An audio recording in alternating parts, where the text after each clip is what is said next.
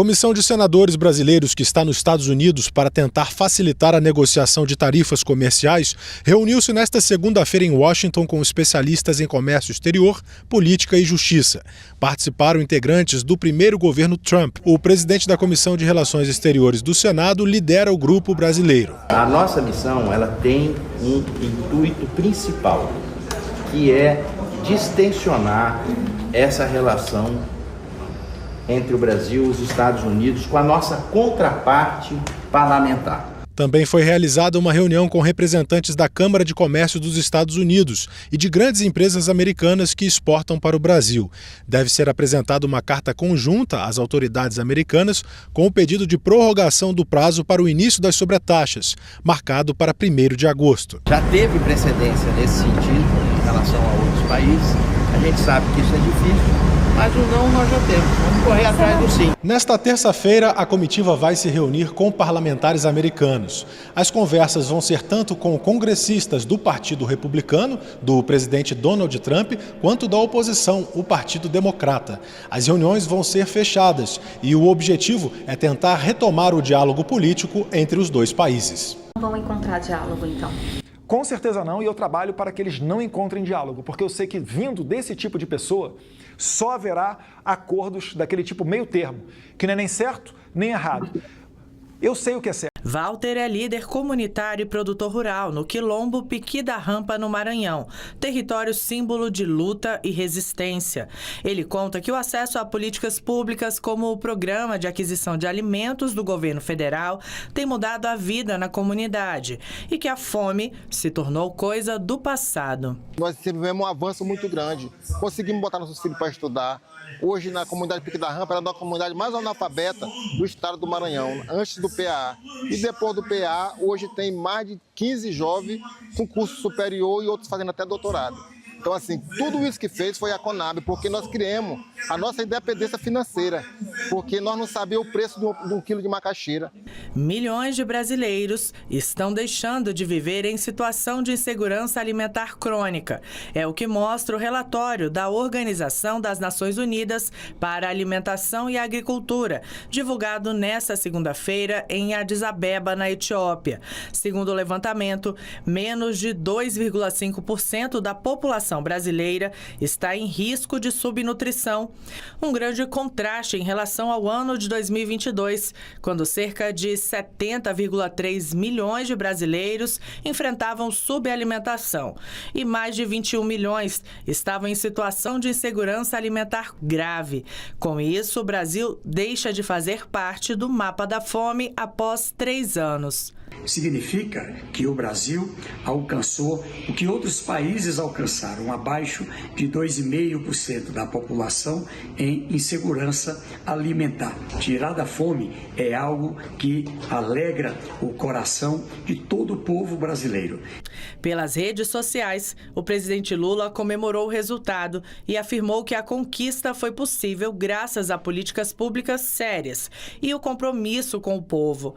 A ministra de Relações Institucionais também comemorou o resultado da conquista. O Brasil saiu de novo do mapa da fome.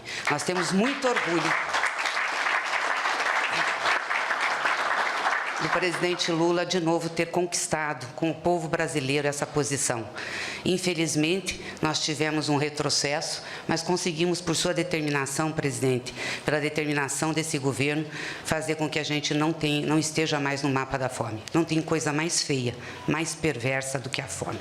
E um país não vai ser grande, não vai ser desenvolvido se uma parte considerável da sua população passar fome. Em conversa com o diretor-geral da FAO, o presidente Lula lembrou que a fome diminuiu, mas ainda atinge mais de 600 milhões de pessoas em todo o mundo. Por isso, o combate à fome e à pobreza deve ser compromisso de todos os líderes mundiais. Nós conseguimos acabar com a fome. Many mayors and many governors we have managed to end. Agora é preciso um pouco mais de esforço. We now need a little bit more effort. Para que a gente possa não ter nenhuma pessoa. So that we have no one.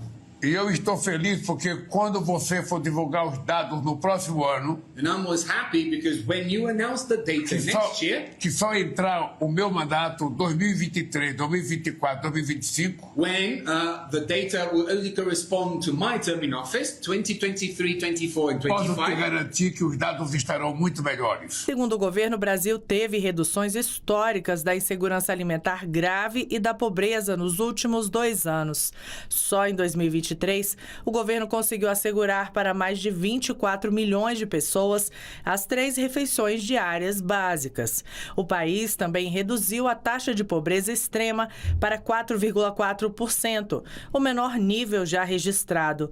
O índice representa quase 10 milhões de pessoas a menos nessa condição em comparação com 2021. Nós assumimos com 33 milhões de brasileiros e brasileiras passando fome.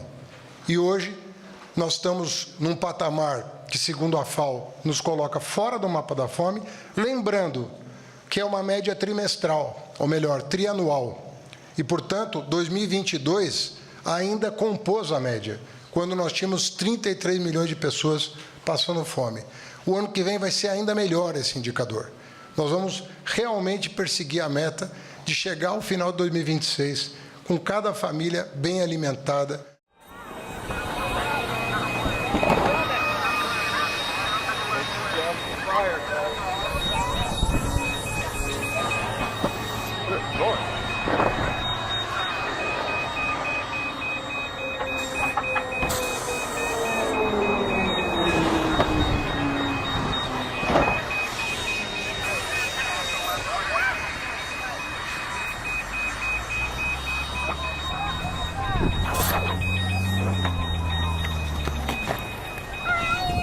You okay?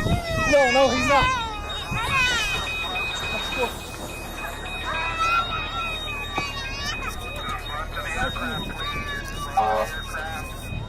You're right. Leave room for the fire truck. Watch out for the fire truck.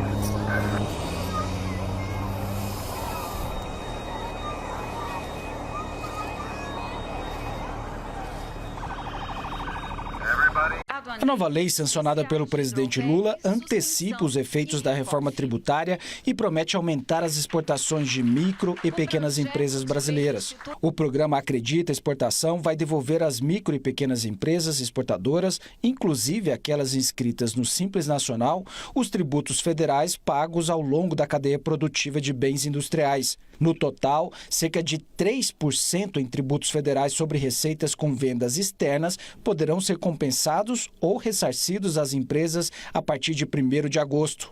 O segmento é considerado um motor importante para as exportações brasileiras. Em 2024, esse segmento registrou mais de 11 mil empresas, o que representa 40% dos exportadores brasileiros e um volume de vendas externas de 2 bilhões e 600 milhões de dólares. O ano passado, nós batemos recorde. Foram 337 bilhões de dólares que o Brasil exportou. 337 bilhões de dólares. 28.847 empresas exportadoras. As micro e pequenas, quase 40% deste valor. Dá quase 12 mil empresas, 11.500 pequenas, micro e pequenas empresas, mas representam em valor 0,8%. É pouco. Então, esse projeto vai dar um impulso para que as pequenas, micro e pequenas empresas possam exportar mais, ganhar mercado, ter mais competitividade e poder vender mais lá fora. A nova lei também traz outros avanços para a competitividade das exportações brasileiras. Um deles é no regime aduaneiro especial, como drawback serviços. Na prática, as empresas que comprarem produtos no mercado interno para produzir bens destinados à exportação ficarão isentas de impostos federais, como PIS, PASEP e COFINS, além de taxas como a de despacho aduaneiro. Tem um outro benefício essa lei, tão ou mais importante, e aí vale para todas as empresas, micro, pequenas, médias e grandes empresas, que é o drawback de serviços. Hoje, cada vez mais, os serviços estão embutidos no processo industrial. Então, eu vou produzir uma manufatura que eu vou exportar, mas eu utilizei serviços. Os 3 mais utilizados é transporte, seguro e armazenagem.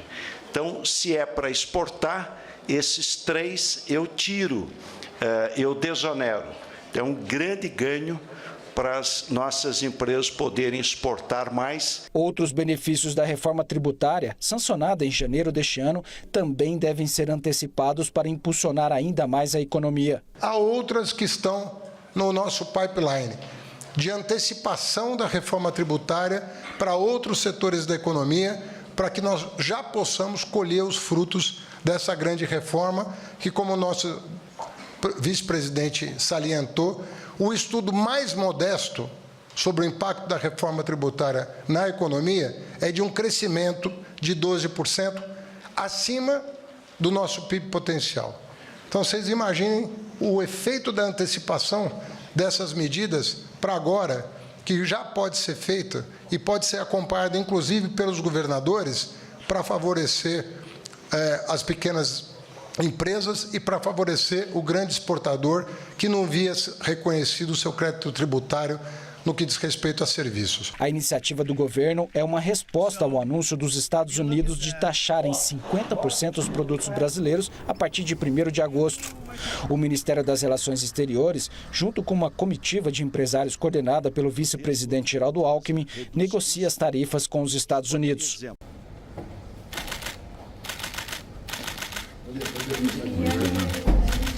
O senhor vai dar uma volta de moto hoje? A última vez eu estou sobre medidas restritivas do Michel. Não quer que eu ande, vou tentar devolver a ideia. O que o senhor espera da motocicleta hoje? Eu fui convidado a participar, eu vou chegar lá. 3 horas. O senhor está conseguindo aproveitar em casa, conseguindo aproveitar o Palmeiras, conseguindo aproveitar o Você tem que ter entrevista? O que você faz na casa, você sozinho em casa, faz o quê? Eu só falar aqui, pedi entrevista, ok? Obrigado aí. Até mais.